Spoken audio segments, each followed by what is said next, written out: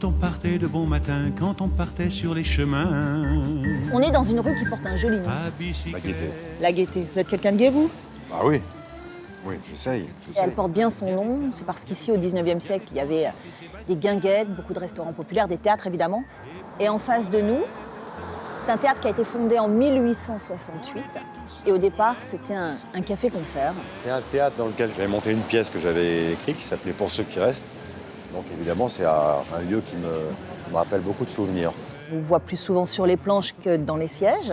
Mais quel spectateur êtes-vous? Est-ce que vous allez souvent au théâtre? Oui, j'ai beaucoup de camarades dans ce métier, donc il faut aller saluer aussi le travail des autres. On va y aller voir des artistes en chair et en os au théâtre.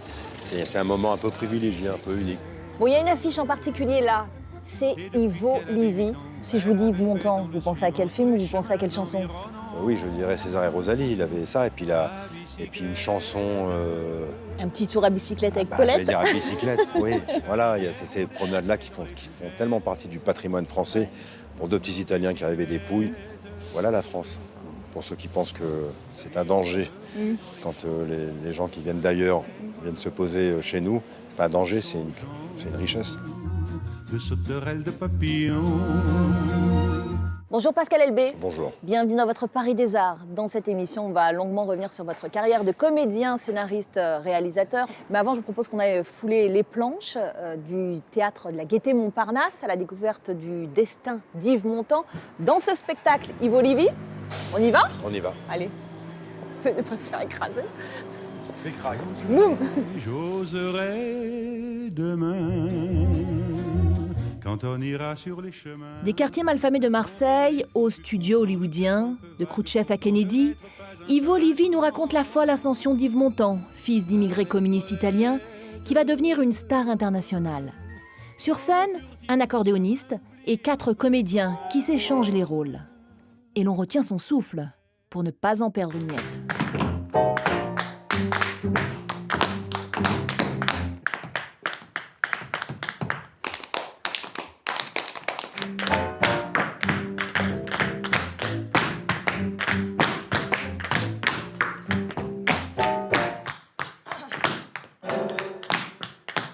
Bon, Pascal, il sait en faire des claquettes. Non, pas vrai.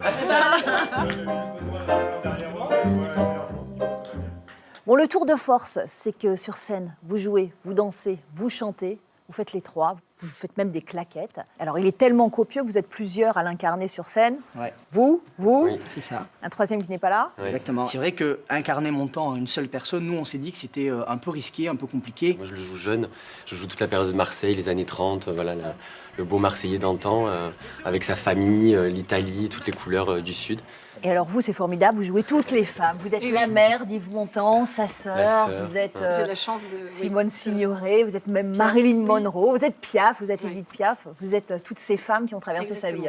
La seule fille du spectacle qui rappelle toujours aux garçons, oui, il y a 8 femmes derrière Montand.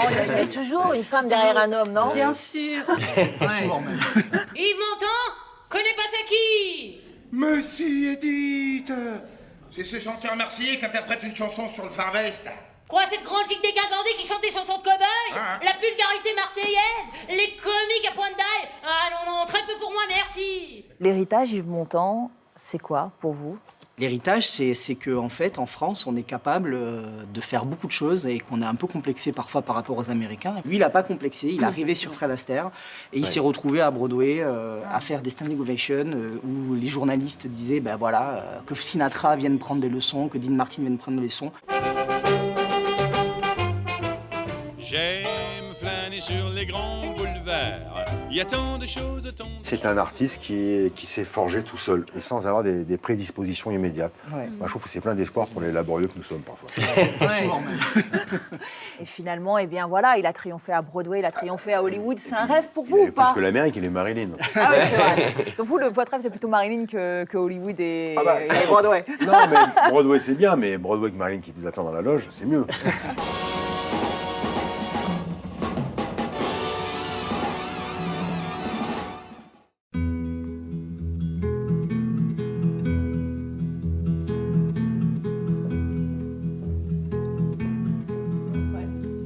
Suzanne takes you down to her Pascal, vous jouez en ce moment dans une pièce qui s'intitule L'éveil du chameau. Le chameau, c'est vous. C'est un homme qui est plutôt entièrement tourné vers son désir. C'est un homme qui est plutôt cavalier avec les femmes. Rassurez-nous, vous n'êtes pas comme ça dans la vie. Non, je suis beaucoup plus élégant, toujours à l'écoute, je suis un homme parfait.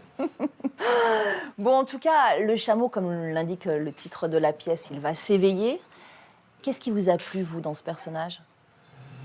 Oh, ce qui m'a plu, c'est au-delà du personnage, c'est le propos général de la pièce. Je trouve que c'est une écriture assez incisive, mais tout en restant élégante. Puis c'est un thème qui me plaît. C'est le thème de la transmission. C'est un thème qui revient souvent dans mon travail. Le théâtre, c'est par cette porte-là que vous avez débuté. Vous avez commencé plus exactement par l'écriture, par écrire des textes pour le Petit Théâtre de Bouvard. Je crois que vos débuts n'ont pas été faciles. Il a fallu vous battre. C'est vrai que ça a été... il a fallu initier les choses, être dans la proposition plutôt que d'attendre le coup de téléphone magique, qui n'arrive pas, de toute façon. Donc j'ai été... Quand on est dans l'écriture aussi, c'est un parcours un peu solitaire, qui peut être un peu parfois difficile, un peu compliqué, mais moi, ça m'a permis, dans ce métier, de me structurer, d'être dans la proposition, de ne pas attendre. Et du coup, d'afficher une certaine, j'allais dire entre guillemets, dignité. Dans ce métier, c'est très difficile pour un jeune comédien, parfois. Quand on lui dit « tu fais quoi ?» et qu'il ne peut pas vous répondre, on a l'impression que finalement, on n'est plus comédien en une seconde. Le temps de la réponse, on devient très fragile. L'écriture m'a permis d'avancer en regardant les gens dans les yeux. Ça m'a équilibré. Bon, ensuite, ça s'enchaîne plutôt bien. Vous triomphez dans des pièces que vous coécrivez avec vos camarades de jeu. Et puis un certain Gérard Jugnot passe par là, il vous remarque, et c'est lui qui va vous offrir votre premier rôle au cinéma. Ouais, c'est partie de ces gens-là qui savent ouvrir la porte. C'est pas le cas de forcément tous les aînés, mais ces gens-là n'ont pas peur de la génération qui arrive, les suivants. Et ils ont engagé pas mal de camarades à moi. Ils nous ont permis de côtoyer le monde du cinéma. Et puis, mes premières armes, je les ai fait avec Jugnot. Et pourquoi vous lui donnez pas sa tasse? Je voudrais bien, mais les lots sont dans la boutique. Et la boutique est fermée à partir de minuit. Cette agression en 8 jours, faut nous comprendre. Je veux ma tasse! Je vous dis qu'on peut pas, revenez demain. Il a raison. Comment peux-tu dire qu'il a raison puisque j'ai gagné? Je veux qu'il obéisse! Au cinéma, on vous a souvent confié des rôles de loser magnifiques, de bons potes. Le bon pote, ça vous ressemble. Enfin, vous êtes quelqu'un de fidèle, en tout cas en amitié.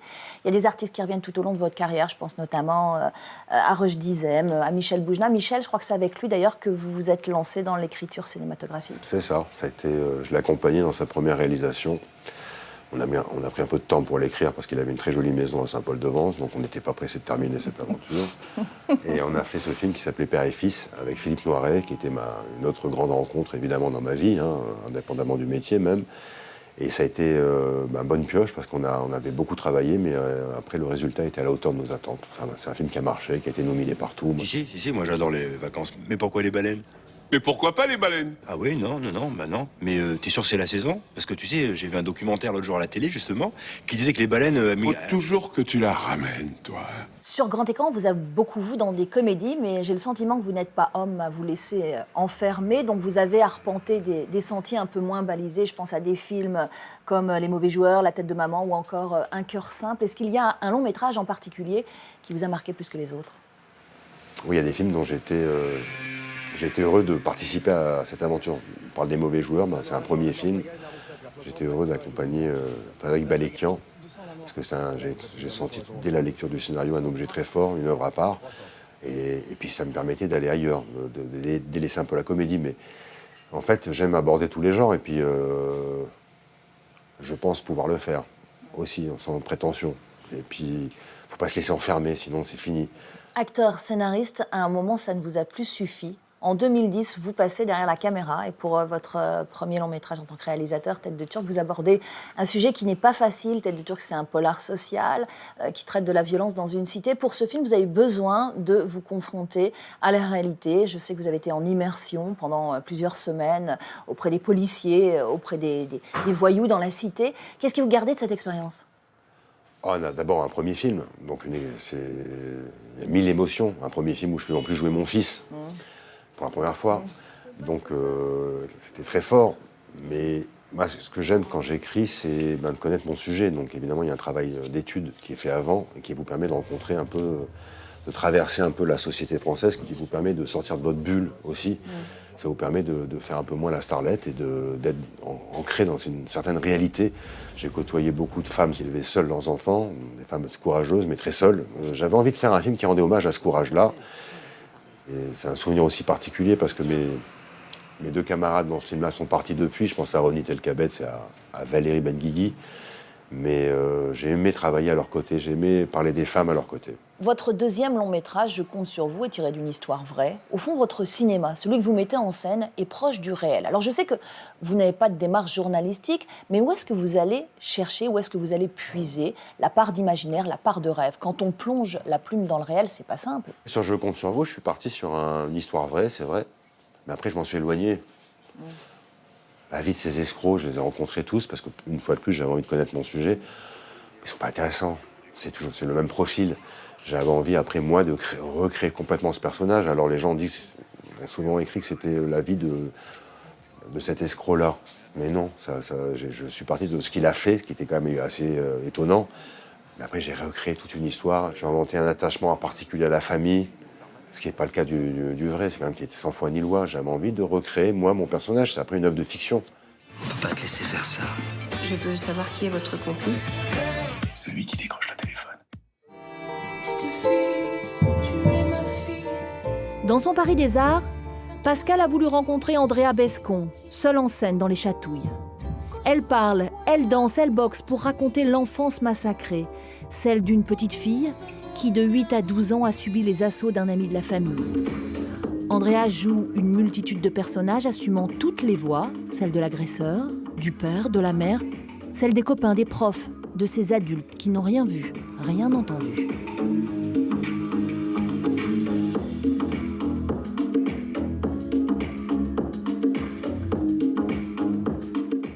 Brava!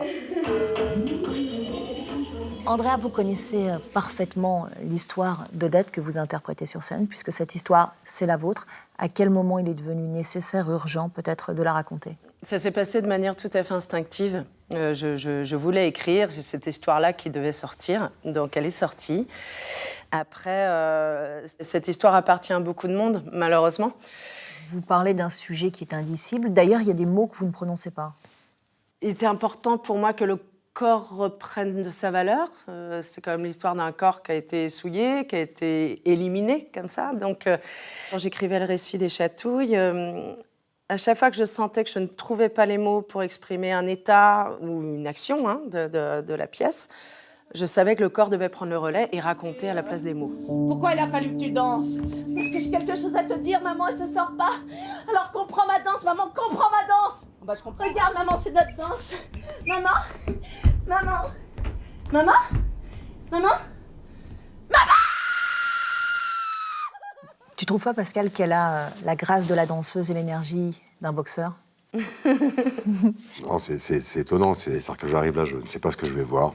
Et en l'espace de 3 minutes, je suis pris d'une émotion absolue. Et tu danses, il y a cette énergie, et après, à un moment, tu souris. Et ce sourire m'emporte. Vraiment. Et c'est pour ça que je bénis de faire ce travail-là qui me permet de faire ces rencontres-là. Merci. Pascal. Et puis surtout, c'est un tour de force incroyable de réussir à parler d'un sujet aussi grave et d'avoir même cette élégance par petites touches d'être drôle. C'est incroyable quand même, ça. Oui, et puis parler de résilience comme ça, c'est vrai que de voir un spectacle abouti avec ce sourire, et d'avoir réussi de tout ça à faire ça, d'avoir réussi à le canaliser, à le synthétiser dans un travail, c'est ce qui, pour toi, j'imagine, c'est une libération. C'est mieux que la libération de Paris, c'est la libération de C'est moins un spectacle sur la pédophilie qu'un spectacle sur la violence humaine et les quiproquos et la non-écoute, quoi. T'as l'impression de boucler une boucle, là, ou pas? Je sais que je me sens vraiment plus seule. Ça m'a beaucoup rassurée dans la vie, de me dire que finalement, tout mon parcours, le dégoût qu'on a de soi, et puis après essayer de récupérer un peu d'amour-propre, tout ça, c'est logique quand on a subi ça enfant. Et ça m'a fait du bien de réaliser ça quand même. À Paris, quand un amour fleurit, ça fait... Et c'est maintenant l'heure de notre questionnaire du Paris des Arts.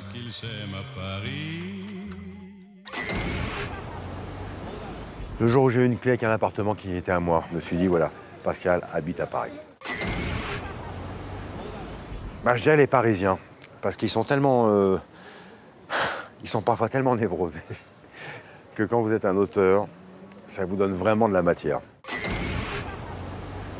J'ai un petit bistrot italien qui a l'air pas mal du tout, boulevard Pereire, qui s'appelle le bistrot d'Alberto.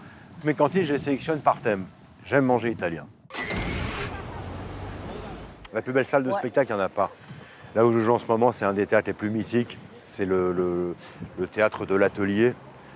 Pour la petite info, c'est un théâtre qui a une histoire très chargée. C'est le seul théâtre de Paris où on pouvait ouvrir le toit et laisser passer le soleil sur une scène de théâtre, c'est assez magique, qui a beaucoup de lieux qui peuvent m'inspirer, il n'y en a pas un en particulier. Je louerai une barque au bois de Boulogne sur le lac et j'ai ma déclaration. Et si ça ne marche pas, il n'y a qu'à retourner le bateau et on la noie. Allez hop. Une Parisienne, c'est sexy, c'est quelqu'un qui marche vite. C'est quelqu'un qui est en prix, qui est toujours dans le mouvement, dans l'activité. Donc une femme qu'on n'arrive pas à saisir, c'est toujours un peu sexy. J'aime bien la Parisienne. Dutronc, Paris s'éveille, tout est possible.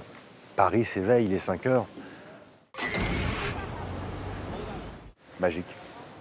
Merci Pascal. À votre service. Ainsi s'achève votre Paris des Arts. Vous pouvez bien sûr retrouver l'émission consacrée à Pascal Elbé sur notre site internet france24.com. Et puis vous le savez maintenant, le Paris des Arts se poursuit également sur les réseaux sociaux. À très vite. Je suis assez content de me lever le matin. C'est bien. Ouais. Ah oui. Qu'est-ce qui vous plaît, vous, chez une femme? Tout. Ah, j'aime les femmes. Eh ben, on y va gaiement, dans la rue de la Gaîté, c'est magnifique. Hein? Ouais, une belle transition. Voilà.